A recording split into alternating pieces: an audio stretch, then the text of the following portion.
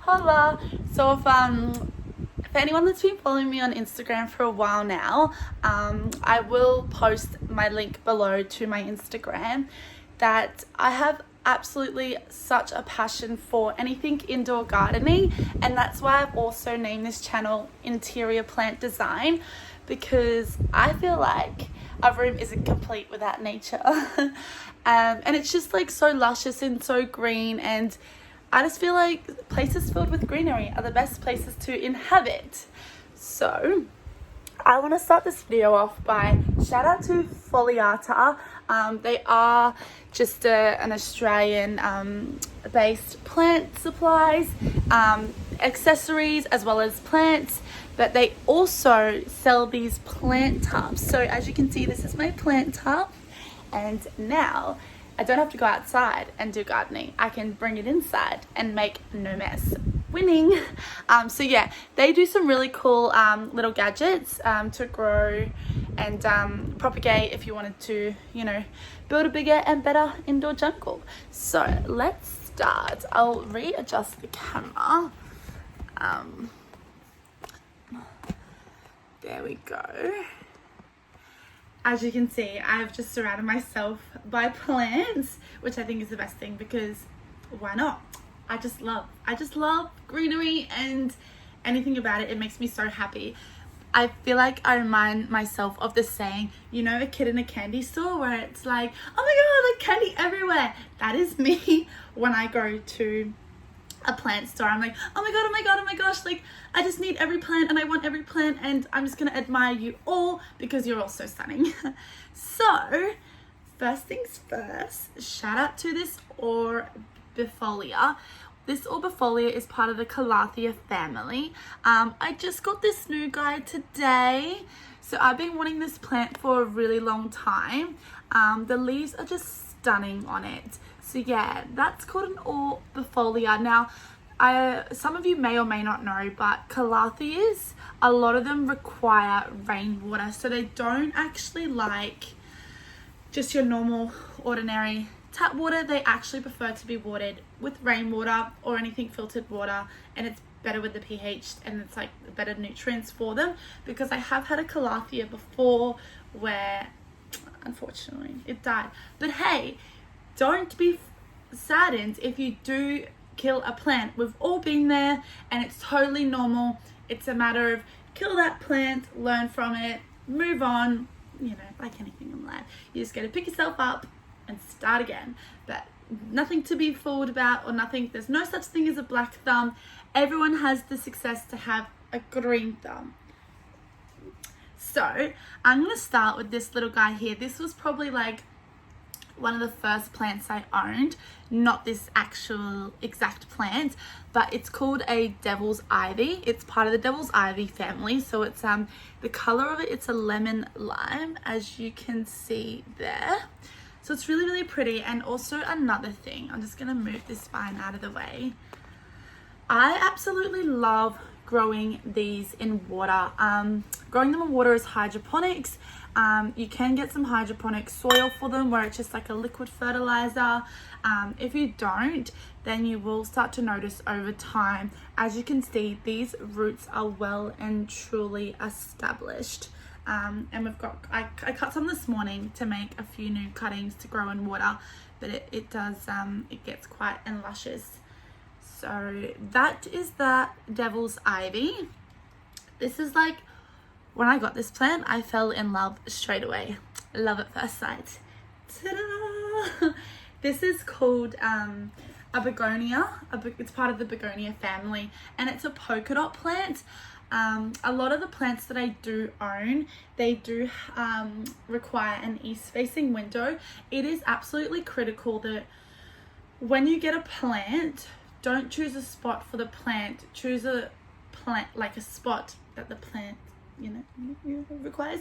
You get me? But it's really, really critical that when you are placing your plant in a specific spot, making sure that it's not getting direct sunlight, or if the plant requires only filtered sunlight. I find that east-facing windows are really, really useful for plants, just to get that little bit of light throughout the day, but nothing direct sun, because a lot of the plants, and especially indoor ones, if they have direct sun, they will completely burn to a crisp, and you'll have really burnt, ugly looking leaves, and that's not what we want.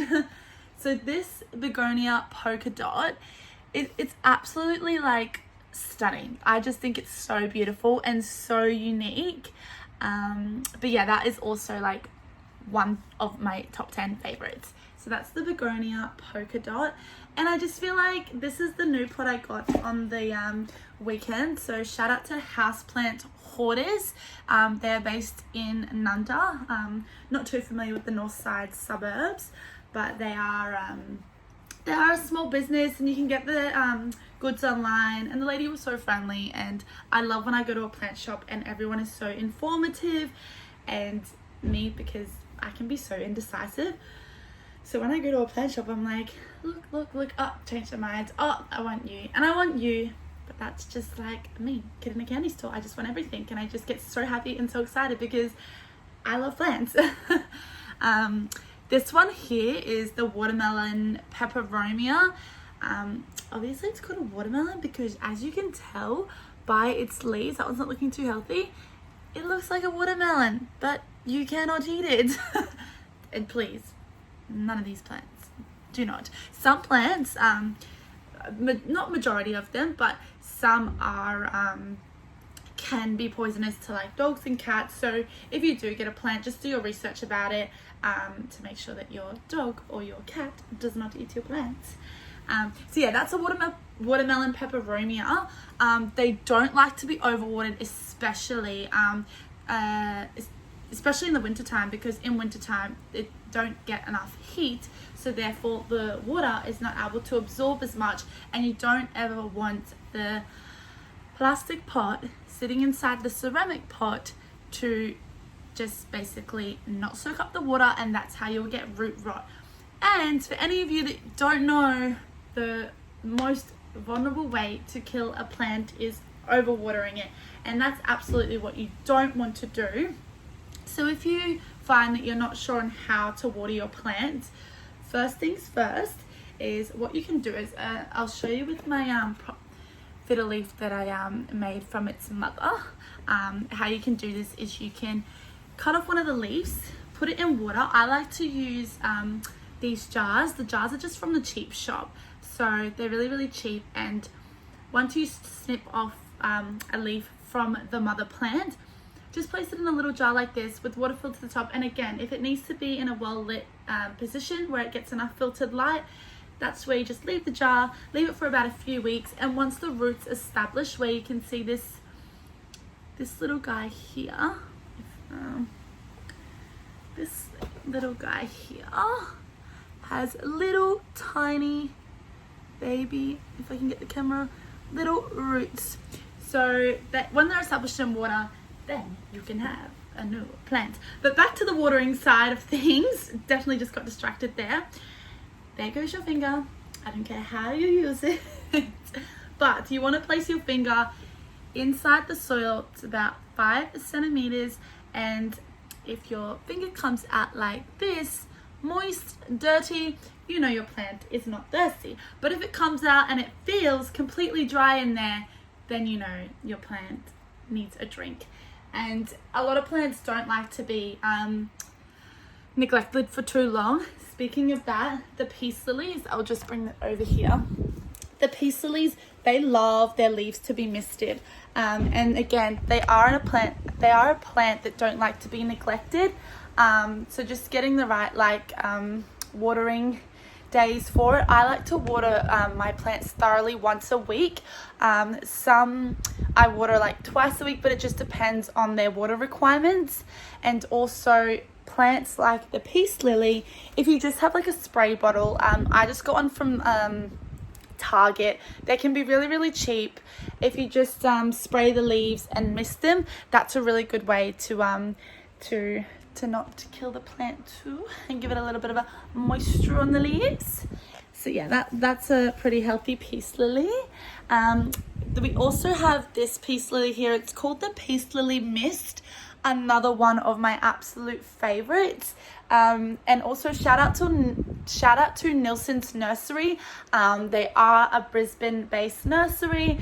Really informative people, got a really good huge range of selection, and I find any plants that I have brought home from them have really had success. And they just, it must be the perlite or what they mix with their soil, and that really goes a long way, because obviously the worst thing you want to do is bring a plant home and you've actually killed it, but you're not the problem. So I find going to nurseries that really know their stuff and have really healthy plants, and if you can just try them out like a few times, and if you have success with the plant, then you know it's a healthy plant.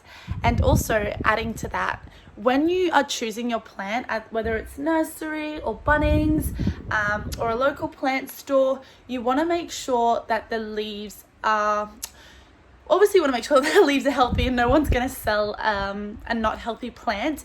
But I like to notice for new growth. So when I see new growth on a plant, I'll be like, that's the one. You're coming home with me today. No options. No other options on the cards, because you know that it's been looked after and it's a nice healthy plant. So that's what you want to do when choosing your plants. Also, if you find that your plants have leaves that are like completely yellow and black and crisp looking, it's a really pet hate for me. But what you want to do is you want to snip those leaves off and just dispose of them. Get rid of them. I never want to see them. You never want to see them again. It's just like not really an aesthetically looking on your plant. And if you do want to care for it, well, then that's one of the top things that you can do to care for it. I'll put the camera back down there. So also, Bunnings. I was at Bunnings the other day, and they had these little water hydroponic propagation stations, and for the price it was, honestly, under $10, I was like, you're coming home with me. But yeah, this is the a Snow Queen pothos. It's just put in water, and what after that is the roots will be established. Once the roots established, they can last up into water for a few months, but it's probably better off to put them in some soil where they will get the right nutrients. I really like to mix perlite. Perlite is really good for absorbing the water not as quickly, so therefore you won't have to water your plants as much. And it's just a really good base to mix with your soil. Probably down the track I will do another video on the type of soil I use and what fertilizers, and also how you can mix your soils together.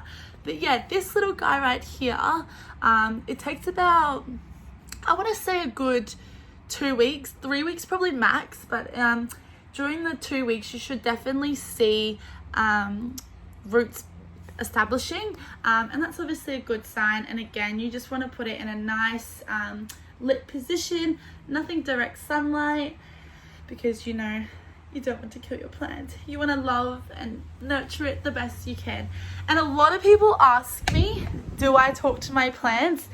The answer is no, I don't talk to my plants. Sorry to disappoint.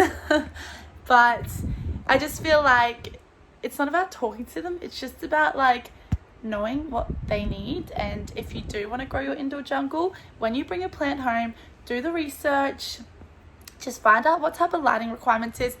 And anyway, most plants come with that little tag. If I can zoom the camera in there, they come with a tag on some guidance as well, so you can just gather what type of minimal requirements, where it's lighting, whether it's watering, whether water goes good in pots, outdoor, hanging baskets. Yeah. But also this guy behind me, it's called a Kentia palm. I just got this one from Bunnings. I do do shop around a bit, but if I can, I try to go to a local nursery so I can support local businesses. Nothing against Bunnings, like, yeah, I just would prefer, like, it's just a preference that I would prefer to go to a local nursery and support a small business, as we should do during these hard times. Yeah, so back to it, this Kentia palm, ever since I brought it, I've wanted like a really luscious looking palm for a really long time now.